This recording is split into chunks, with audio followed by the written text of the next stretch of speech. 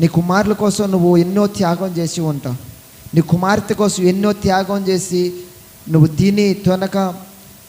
తినకపోయినా నీ కుమార్తెలకు మంచి ఆహారం పెట్టి పెంచి పోషించి వారిని ఒక ప్రయోజకులు చేసిన తర్వాత వారు నిన్ను జ్ఞాపకం చేసుకోకపోతే ఏమంటాం?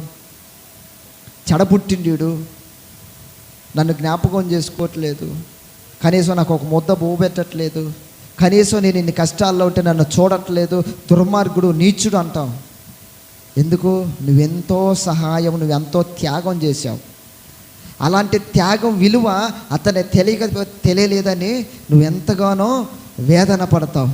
మరి దేవుడు కూడా నిన్ను ఒక కుమార్తెగా అనుకుంటున్నాడు, నిన్ను ఒక కుమారుడిగా అనుకుంటున్నప్పుడు ఆయన నీకోసం ఎంతో త్యాగం చేశాడు. ఎన్నో ఇబ్బందుల నుంచి విడిపిస్తే ఆయనను నువ్వు జ్ఞాపకం చేసుకుపోతే ఆయన కూడా అంటాడు, ఈ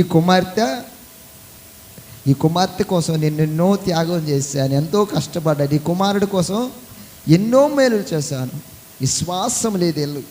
విశ్వాసం లేకుండా ప్రవర్తిస్తున్నారని ఆయన కూడా ఎంతగానో వేదన పడతాడు. కాబట్టి ప్రియ సహోదరుడా, ప్రియ సహోదరి, నీవు ఆయనను జ్ఞాపకము చేసుకోవాలి. ఆయన జ్ఞాపకం చేసుకోవటం అంటే ఏంటో తెలుసా? ఆయన జ్ఞాపకం చేసుకుంటే నీకు జరిగేది ఏంటో తెలుసా? నీ హృదయంలో